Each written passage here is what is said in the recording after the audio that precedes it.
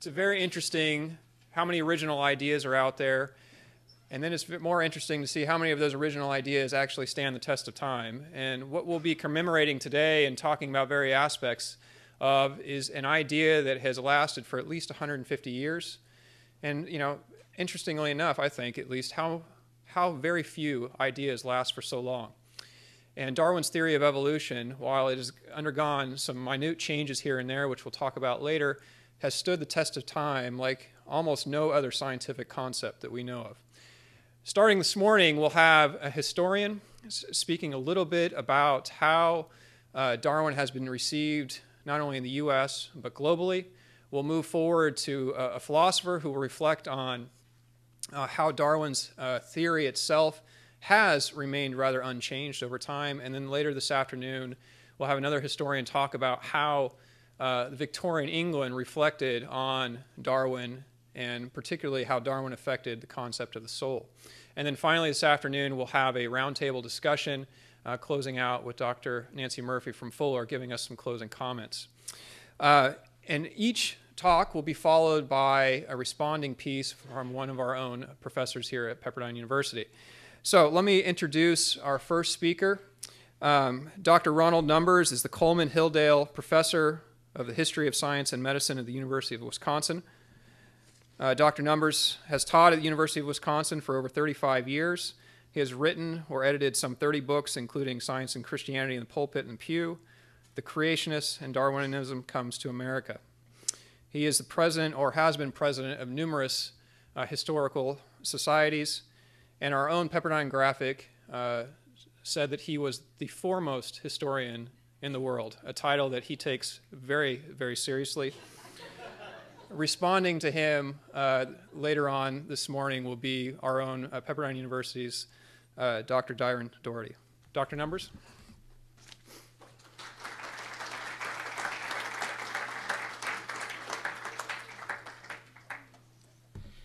Thank you so much. My self-esteem has never been higher than it's been here at Pepperdine, and I'm delighted to be with you this weekend. My assignment is to talk about, not about the successes and glories of Darwinism, but about opposition. I feel like something like a party crasher. Everybody around the world is celebrating the 200th birthday of Charles Darwin and the 150th anniversary of the origin of species. And I keep trailing along, reminding people that most of the world probably still doesn't accept Darwin.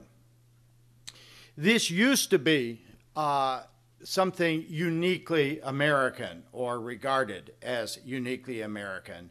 And evolutionists such as the late Stephen Gould would reassure audiences around the world that no matter what happened, at least they didn't have to worry about this peculiar American bizarrity, creationism, which almost certainly would never escape the boundaries of the United States and infect their cultures. Well, I don't know what would happen if Stephen Gould were around today to see that his assurances were totally without merit. Let me just begin for the uninitiated by giving a brief overview of what was going on in creationism, largely in the United States, before moving to the broader world. Some of you may have been here for my presentation last night, and if so, you can just read the program for a few minutes. Back in the 1920s, the first organized movement to oppose Darwinism broke out in the United States, which led to several states passing laws making it illegal to teach human evolution. Most anti-evolutionists, however, at that time, were quite happy to accept the evidence for the antiquity of life on Earth. They were, to use the terminology of today, old earth creationist. So there was no problem with the geological fossil record for the history of life on Earth.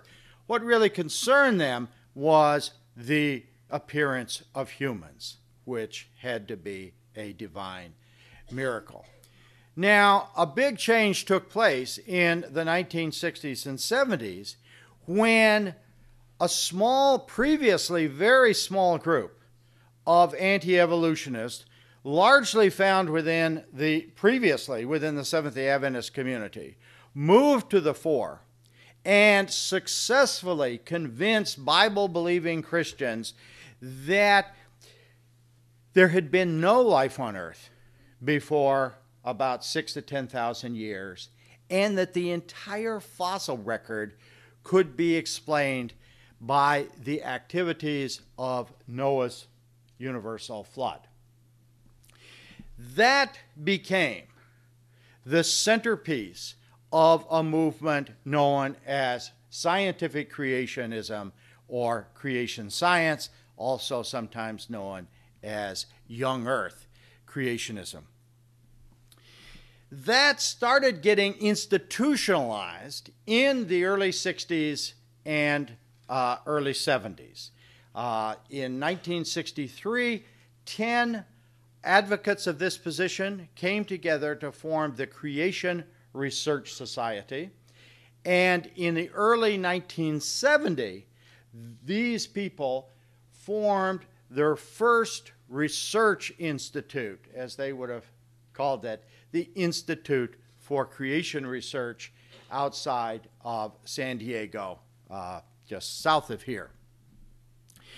And the Creation Research Society and the Institute for Creation Research then became the two foci for promoting this new young earth creationism. And one of the first initiatives that we find to take creationism from its U.S. base to the rest of the world came out, especially out of the Institute for Creation Research in the late 70s and especially the early 80s. So we start seeing then, about 1980, new organizations around the world embracing this young earth creationism, largely in response to missionaries, if you will, going out from the Institute for Creation Research, the two biggest of whom were Henry Morris, the founder of the Institute for Creation Research, and his sidekick, the Michael Roos of the creation science movement, Duane Gish.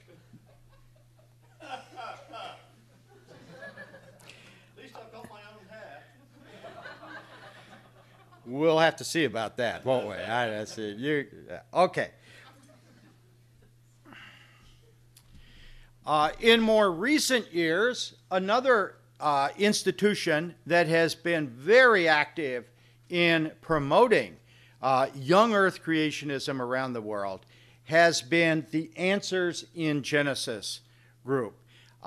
You may have heard of them in connection with the opening a year or so ago of the Creation Museum near Cincinnati in northern Kentucky, a $27 million family-friendly, state-of-the-art introduction to young earth creationism.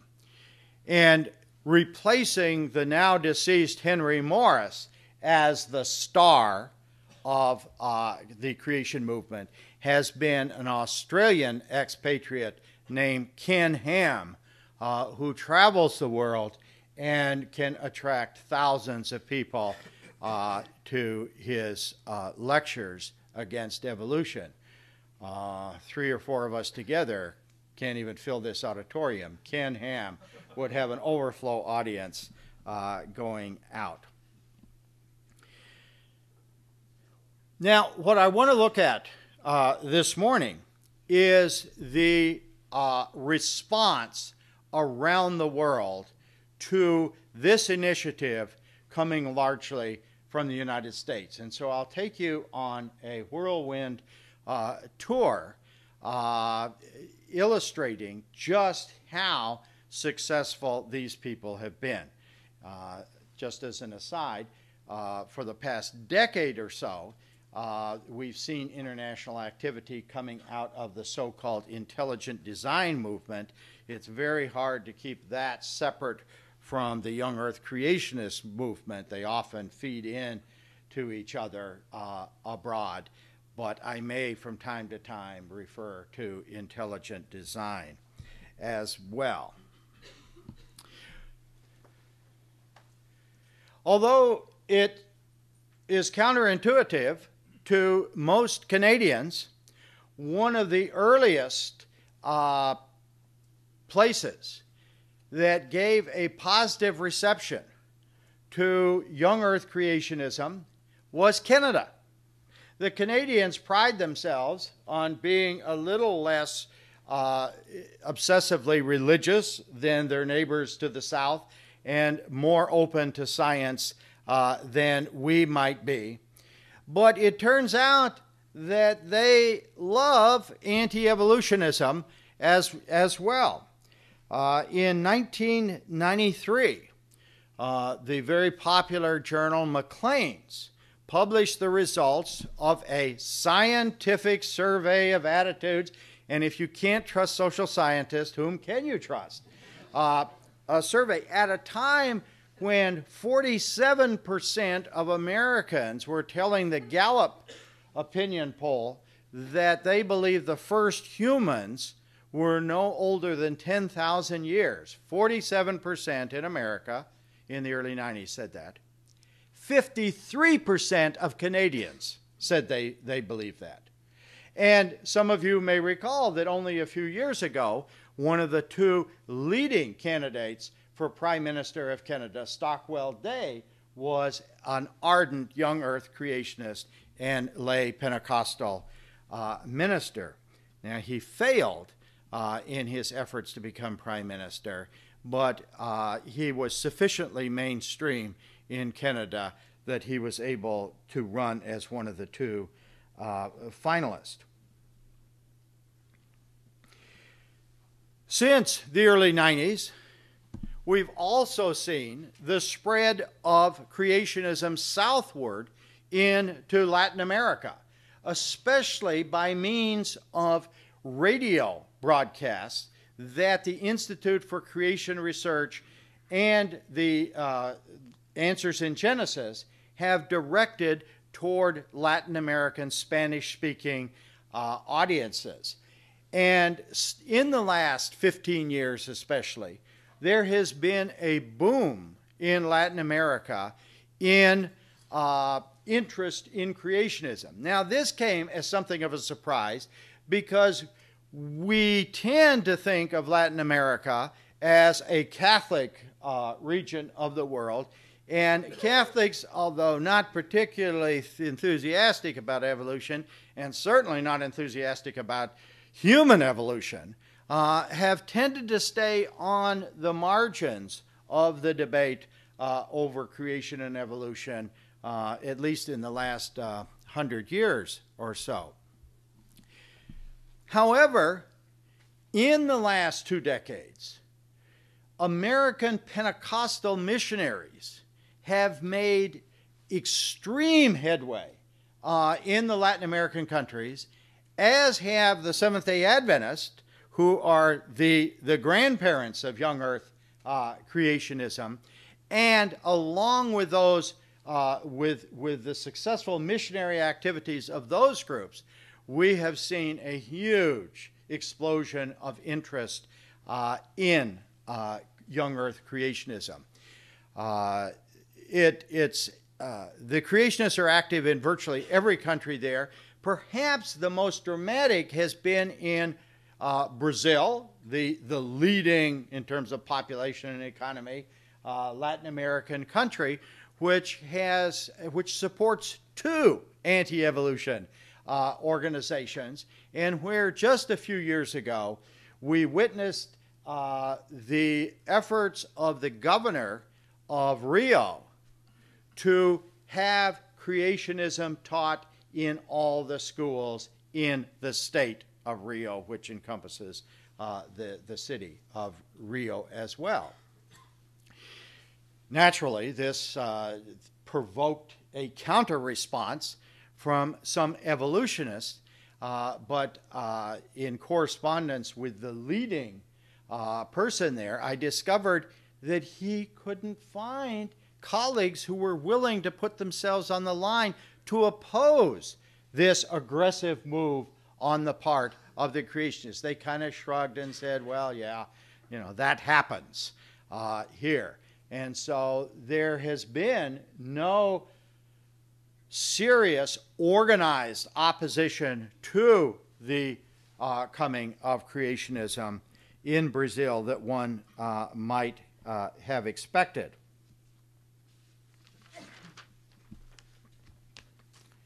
No country in the world outside of North America has given a warmer reception to the anti-evolutionists, the American anti-evolutionists, than our friends in Australia. Australia has become one of the epicenters for anti-evolutionism. Now, the problem there, and a problem that has erupted in many parts of the world, is the idea that creationism is something made in America.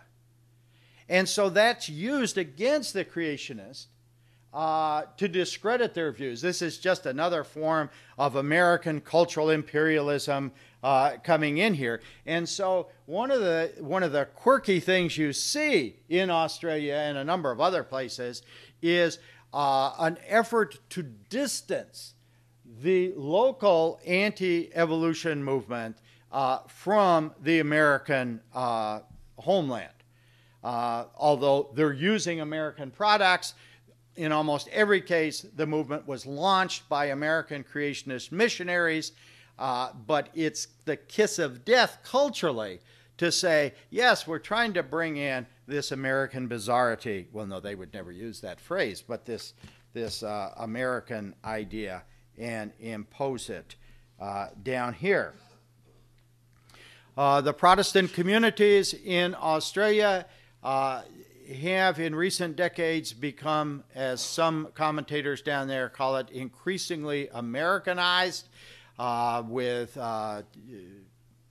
evangelical, Pentecostal, and other movements coming to the fore. Queensland, sometimes described as the Texas of Australia, has proved to be especially hospitable to the young earth creationist movement. And there was a period a few years back in which both the Prime Minister and the Minister for Education were active promoters of young earth creationism. And just a few years ago, the physician minister for science and education for the entire country came out arguing for teaching intelligent design and evolution alongside each other, because of course you don't want to be dogmatic and just give the young people of Australia one point of view.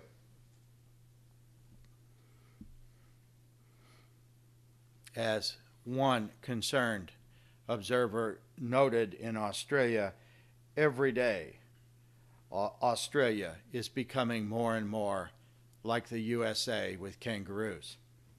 And so it seems.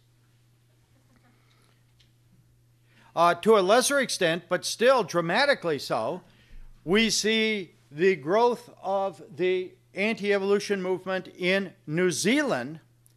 And there you have a substantial fraction of the population lives in Auckland, New Zealand, and their education board has published, now this was a number of years ago now, a guidebook for teachers in Auckland advocating the two-model approach. That is, you teach creation science alongside evolution science, and it was successful enough to go into a second printing. In New Zealand, and this may be true in other places as well, there are two primary sources of enthusiasm for creationism. One is the popular homeschool movement, and I think we've seen it in the United States and in other places where many of the curricular materials for homeschooling come from quite conservative, fundamentalist, if you will, bodies, and they have been very strong in promoting creationism. And somewhat more surprisingly, in the Pacific Island and Maori communities. Very strong opposition in those two communities in New Zealand to the teaching of evolution.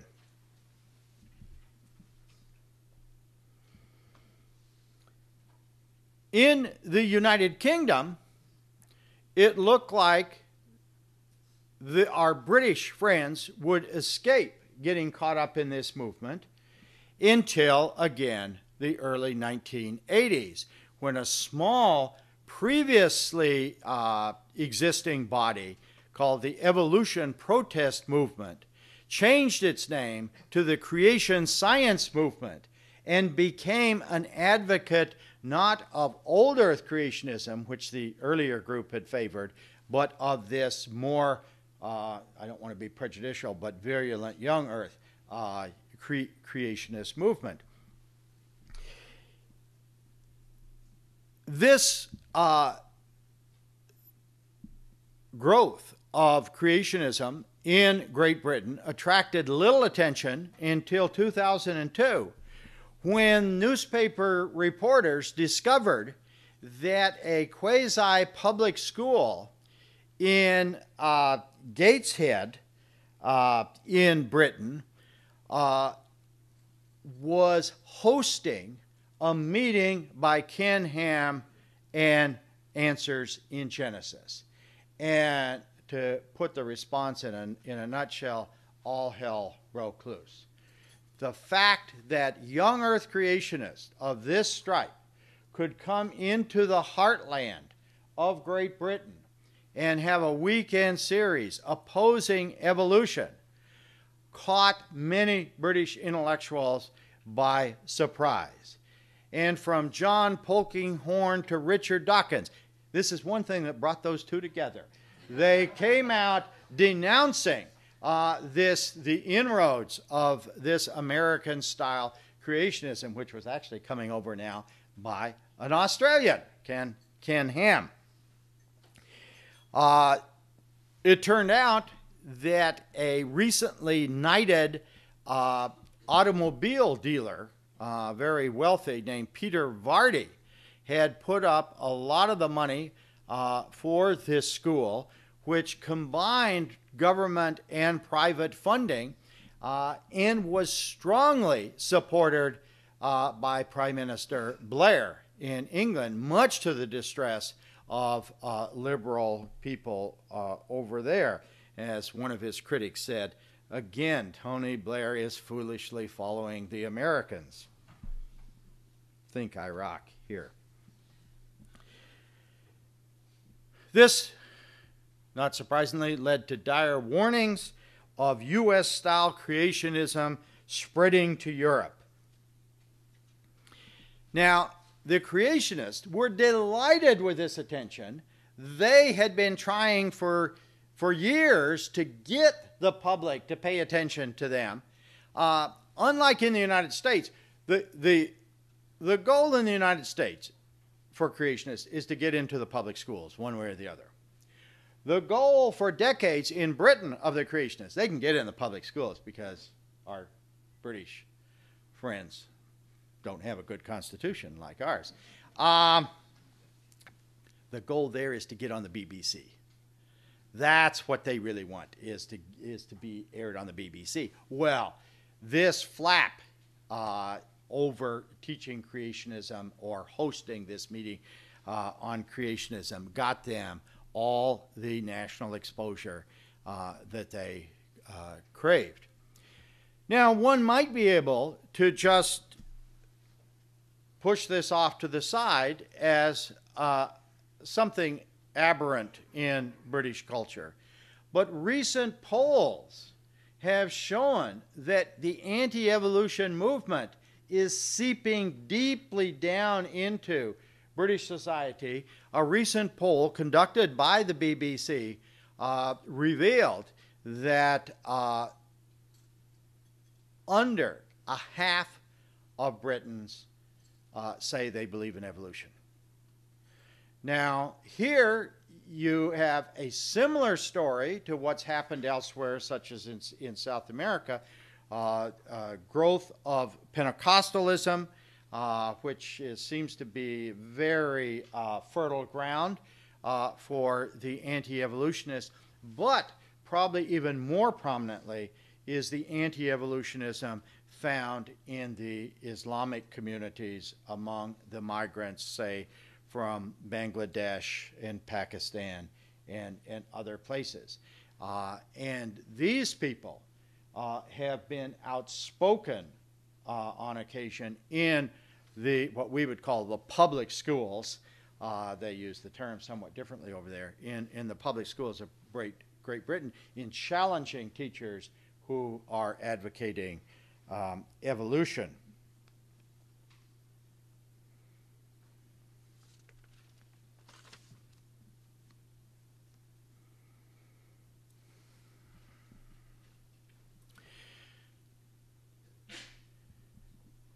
Elsewhere in Western Europe, there have been a number of major outbreaks of creationism, including, and this would be just in the last decade, in Italy, where the government was going to eliminate the teaching of evolution in what would be the middle schools of Italy. But unlike in Brazil, where the scientific community remained largely passive, in Italy, the scientific community mobilized and thousands hit the streets and were able to get this proposal shut down fairly quickly. One of the centers in continental Europe for creationism has been the Netherlands, and just a few years ago, the Minister for Education came up with a bright idea that Dutch schools should teach intelligent design as a means to bring harmony to a fractious community. The person argued, Christians believe in intelligent design? Muslims believe in intelligent design. Jews believe in intelligent design. Let's teach intelligent design and get past these controversies. Well, that was a naive view, because the idea that the Dutch should embrace officially the teaching of intelligent design led to such headlines as, "Is Holland becoming the Kansas of Europe?"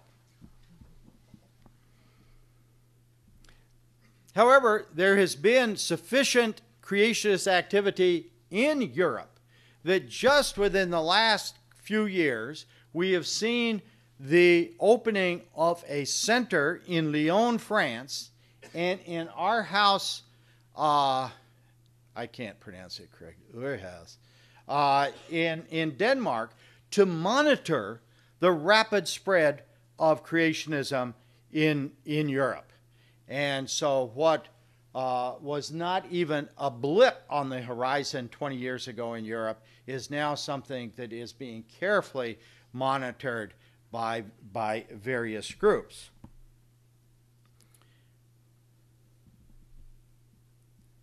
The story in Eastern Europe is in many respects even more fascinating.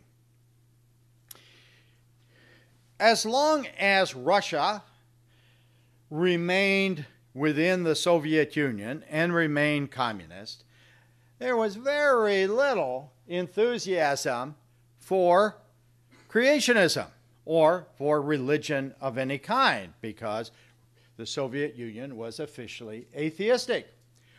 With the fall of the Soviet Union, Christians rushed in to begin proselytizing, and there was a huge vacuum for their services.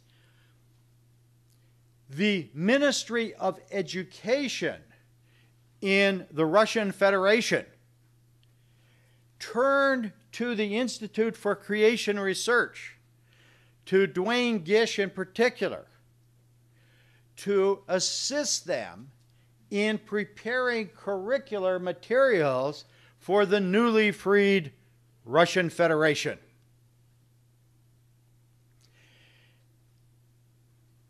The rationale for this makes sense, although it makes you a little worried too.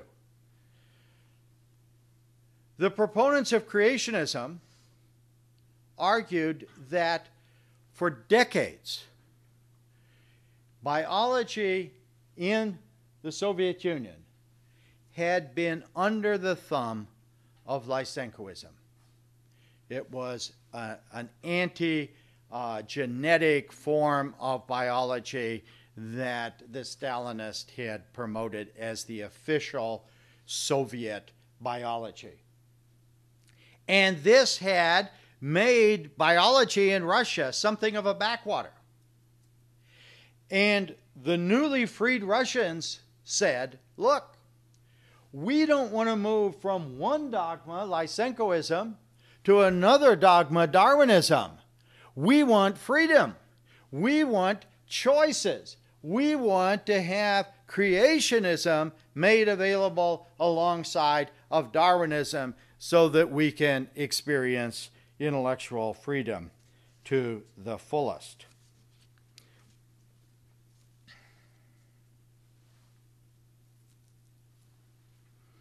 In Asia, the great powerhouse of the creationist movement has been South Korea, which formed an organization in the early 1980s and which numerically may be the strongest center for creationism.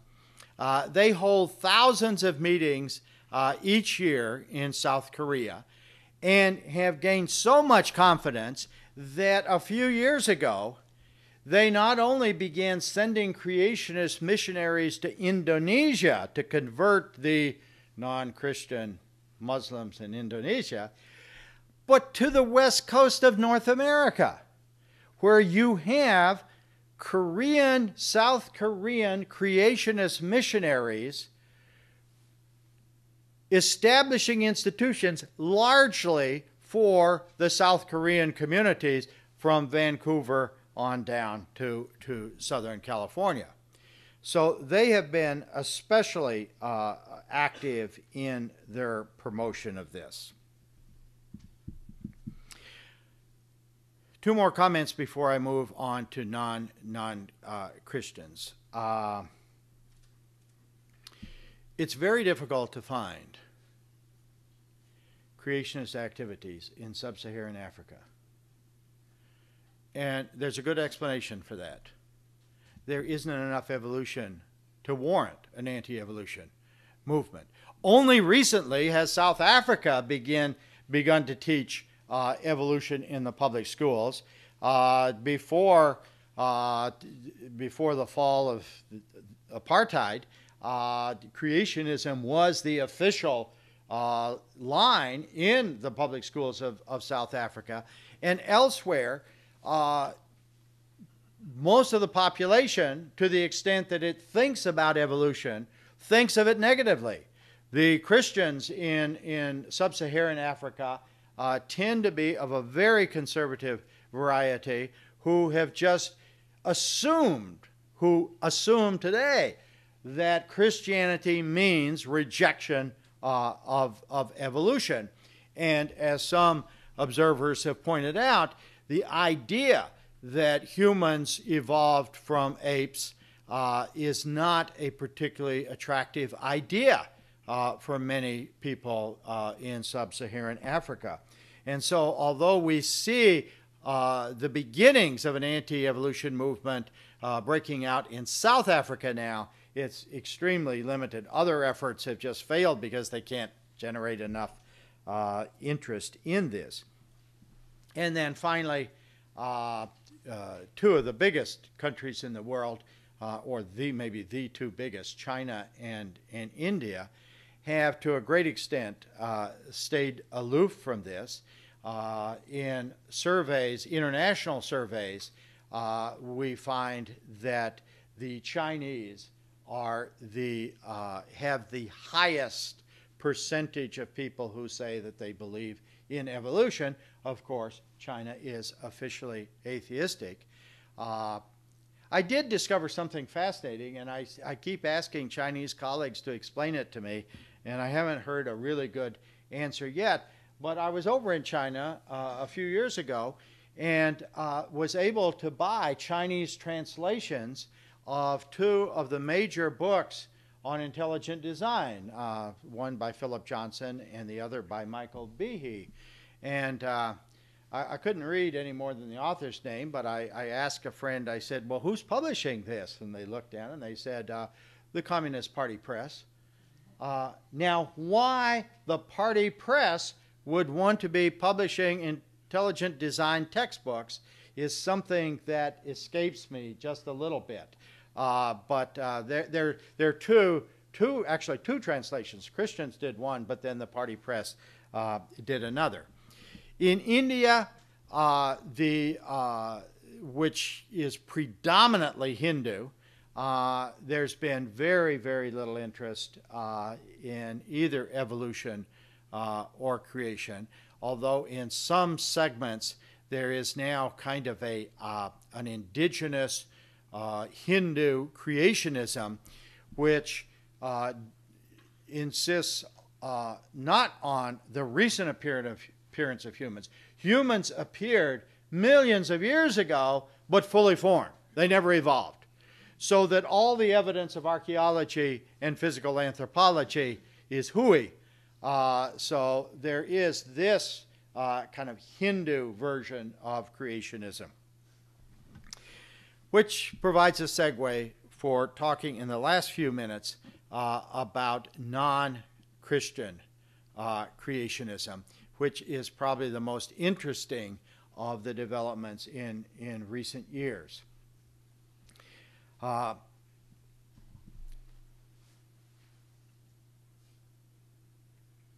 Back in the 1980s, the Turkish government began inviting representatives from the Institute for Creation Research to come over and help them combat materialistic, communistic evolution.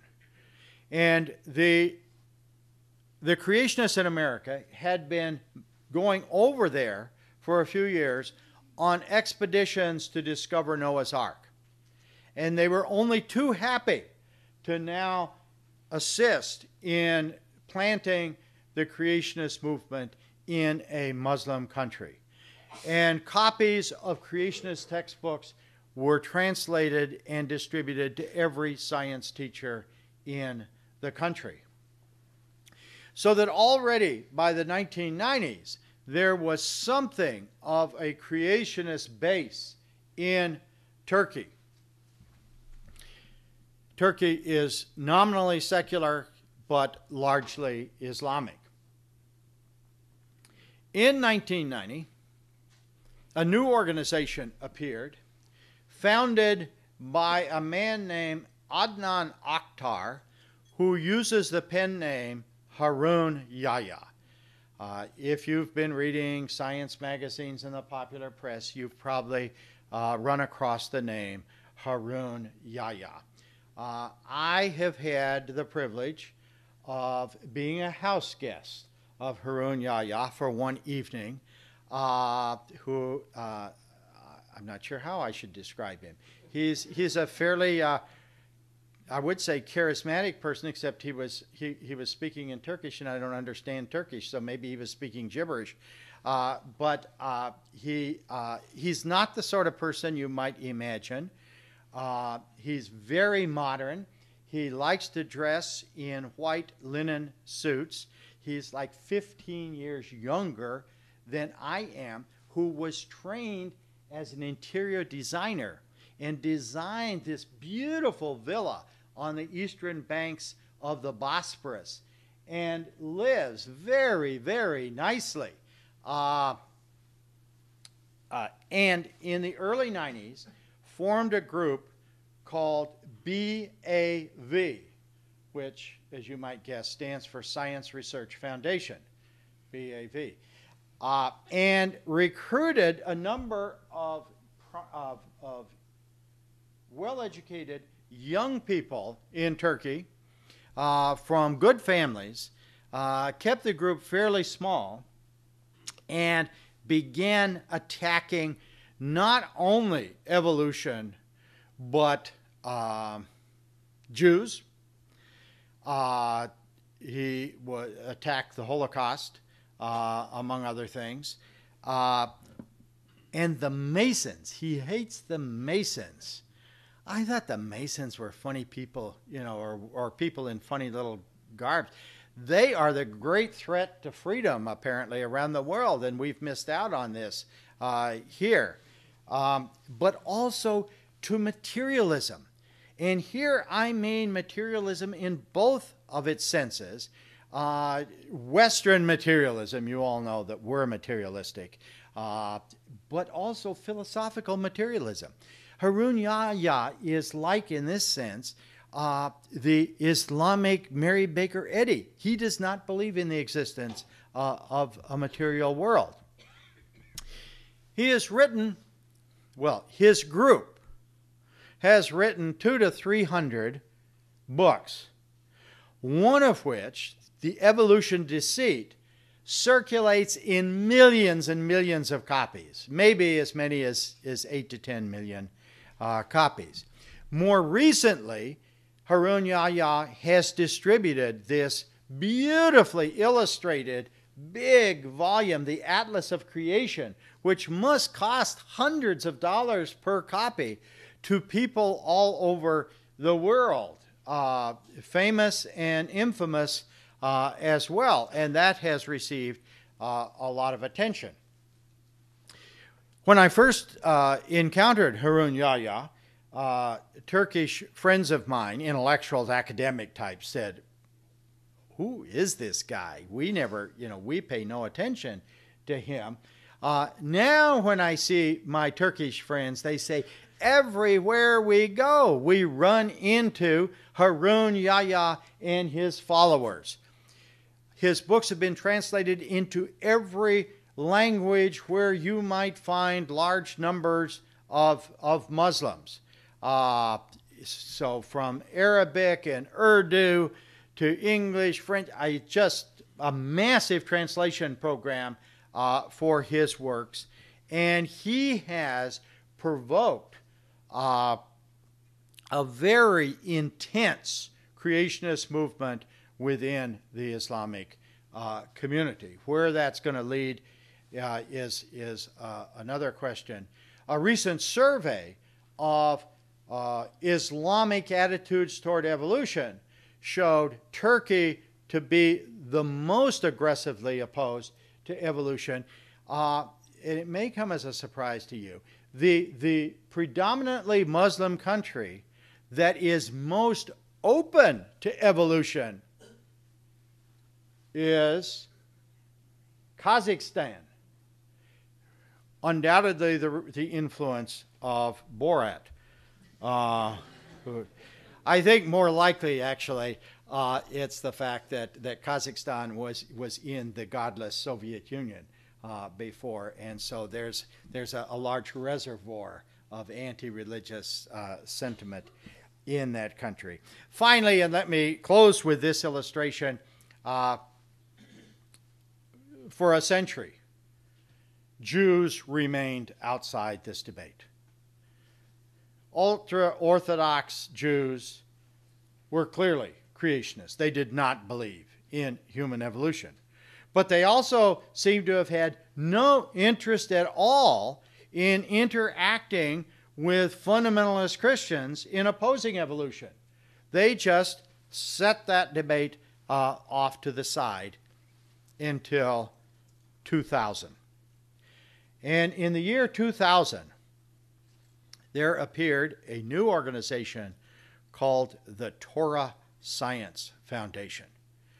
They have annual meetings that attract 1,000 or so. The leader of this movement, which is largely American and Israeli, is a biologist at UCLA. And they adopt something that looks very much like young earth creationism, but like so many other opponents of evolution, they don't want to be simple followers of fundamentalist Christian anti-evolutionism. So they mix a little of the Kabbalah in with this and have created their own version. But it has roughly the same chronology and the same events that young earth creationism. So I wish that I could end on a more positive note, but unfortunately, the creationists seem to be growing around us as we speak. What the future holds, no historian can tell you, and perhaps then I should quit and we can have a response. Thank you.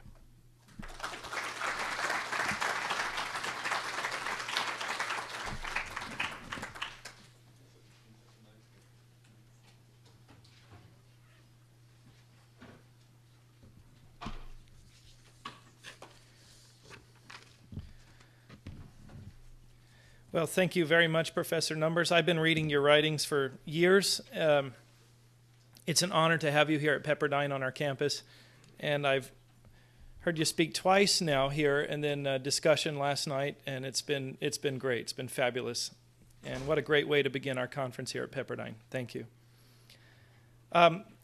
Since you do have so many interests that border on science and religion, my response is going to be located within both, primarily on the side of church history, which you know something about, serving as the president of the American Society of Church History before. But I want to talk about heresy. There's been a lot of discussion recently. Alistair McGrath, and anytime Alistair McGrath gets onto a topic, you know that it's going to be talked about. He's got a brand new book about heresy, and it's a great read. Well, as anyone acquainted with church history knows, in early Christianity, the struggle was trying to determine who's Orthodox, who's the Catholic, what is the Catholic, the Orthodox, the church. And so, from the earliest days of Christianity, it was important to identify heretics. Who is a heretic? Of course, the Orthodox and Catholic Church represented the consensus of thought, giving birth to theology, trying to put limits and definitions and creeds, doctrines.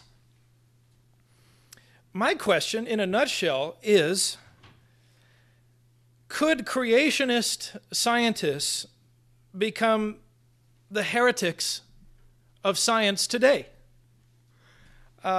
Or have they become in the West? So, for example, last night in your lecture, you mentioned that it's just a very small, tiny minority of American scientists who are creation scientists. Is that correct? Essentially, just very, very short list, a minuscule list. Just maybe 1% or something.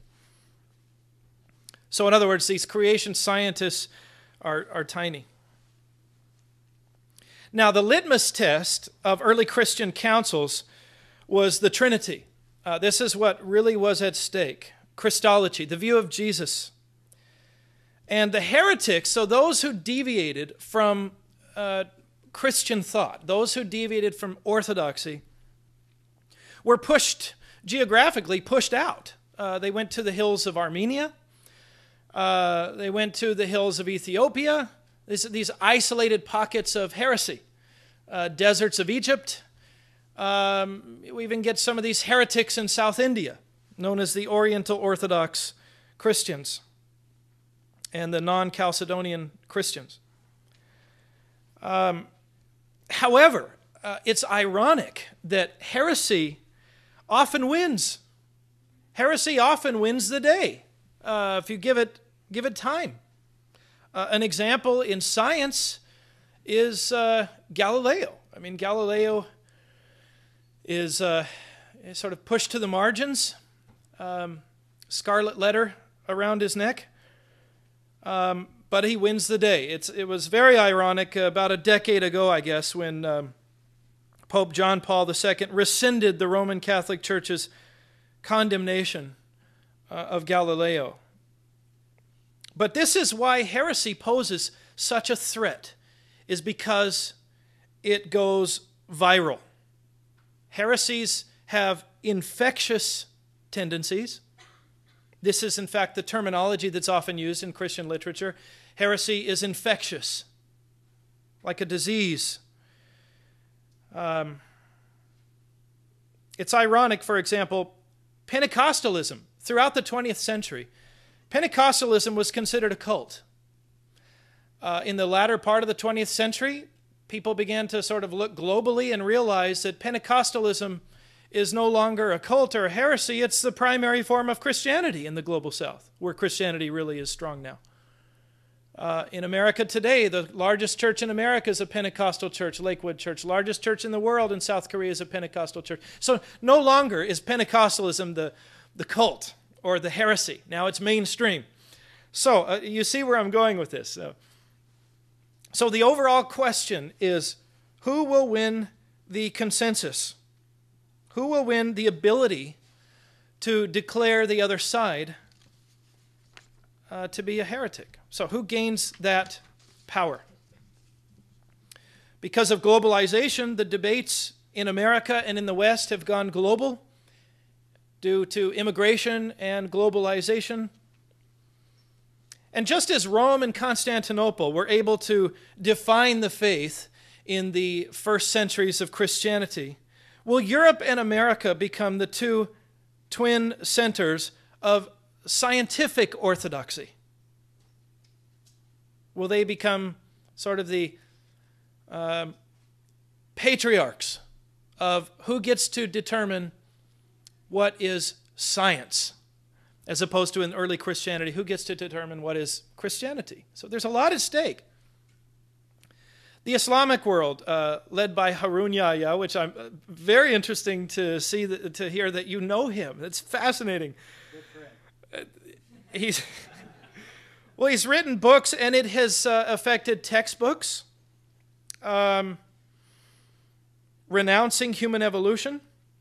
However, Islamic creationists seem not to have this young earth element much of the time, because in the Quran, it says, as it does in the Hebrew Bible, with God a day is like 1,000 years. And Muslims really focus in on that. They really say, we don't know the age of the earth. It's whenever the conversation goes towards human evolution, I have found Islamic responses become vociferous and defensive.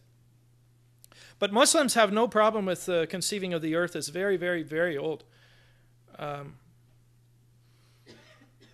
But the Islamic world is 20% of the world, 21% of the human population. And I think it is emerging as the next major battlefield of orthodox science versus sectarian or heretical creationist science. So how will immigration to the West affect this situation? So just as Islamic schools are now common in the West, will the Islamic curriculum become common in the West with a suspicion of evolutionary theory applied to humans? I think so. I think it's happening. And as you've probably known, Western governments really struggle with how much to get involved with the curriculum in the religious schools. There are problems surrounding those issues. Harun Yahya, he's from Turkey, and has gained real prominence, selling many books But he has taken the lead of a movement that is prominent now in Pakistan, in Islamic Europe, and in Lebanon and in the greater Middle East. It's an important debate. McGill University has recently done some studies of science curriculum in the Islamic world, and they have concluded that evolution is being excised in Harun Yahya's area of influence, being excised from the textbooks, from the curriculum. The teaching of evolution as applied to humans is being excised because of this man's influence. And as I say, considering he has the ear of 20% of humanity, that's an important voice. Turkey is theoretically a secular state, but right now it's led by an Islamic party. So that complicates things. And in Turkey, the teaching of evolution towards humans is being excised. In a secular state, no less. But Islamic, democratically elected government. So in conclusion, to this response to a wonderful lecture, I enjoyed it. What is to be done? Well, in Christianity in recent years, the catchword has become dialogue. The answer is dialogue. No longer are Christian heretics hunted down as they were in the barbaric medieval ages, burned at stakes, put in front of inquisitions and so on. Those days are over. Now there are dialogues which work towards mutual understanding, listening to each other, see if we can have a conciliatory environment, and so on. Will science and creationism come to such a state? Must science and creationism have a dialogue for mutual understanding? Or has the acrimony become so entrenched and have the lines been so deeply etched into the sand? Is dialogue out of the question? Will dialogue even be constructive? Or, to refer back to heresy, must creation science be cut off, uprooted, and cast out, which were the words that were used towards the anathematizing of a Christian sect? So just some food for thought. So I'll turn it over to Chris.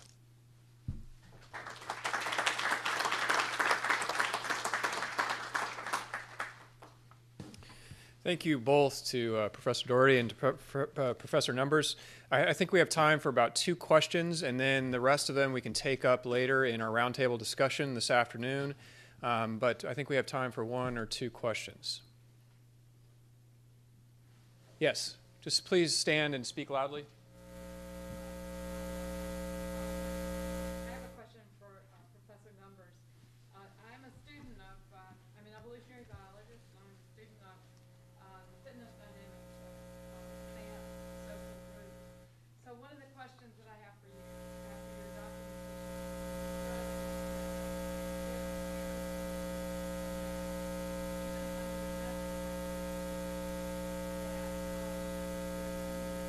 intuitive and fulfilling about it for many people. And what I want to know from you is, what is the source of that intuitive draw, if you know it or if you've speculated about it? I think you're absolutely right. Although before I comment on that, I have to say, I was frightened enough by what I said, but listening to you, I'm really scared now. Excuse me, could you repeat her question? Many of us could not hear. The question boils down to, what's the attraction of creationism? Why do people take comfort in this idea? I think we can start with what evolution does. If you accept naturalistic human evolution, which is the crux of this issue, you have humans evolving from animals. In contrast to the biblical story that holds in all three of the Abrahamic traditions of being created in the image of God. You did have a fall, which was not so good, but still, it's a very optimistic view leading toward the end of the world and going to heaven, where you have moral principles outlined in the Bible. And I think most of these people who reject evolution find the trade not to be worth it. That you have an animal origin and an uncertain future at best. That's not particularly attractive to a lot of people. And most non-evolutionists would argue that evolution means no afterlife. And one of the attractions of many of the world's religions is the prospect of an afterlife. You're going to give up, eternity for this scientific theory, and nobody, as they would say, I don't attribute this to me, but nobody's ever seen an ape turn into a human. We just have to trust our biological friends that they're interpreting the evidence correctly. So I think that's one of the big reasons. It's just not appealing, and the evidence for them is not sufficiently strong to do that. I mean, the other problem for this is that Jeannie Scott has not done a good job. I mean, we trusted her to stop this movement, gave her our money, and look what's happened. It's spread.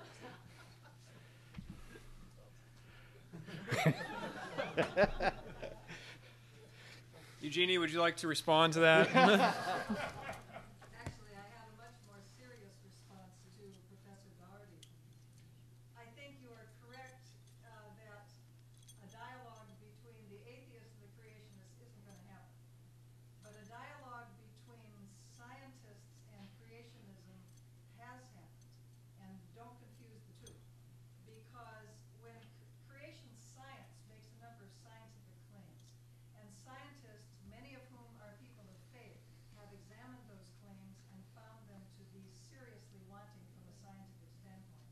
It's not as if the creationist scientific position has just been dismissed out of hand.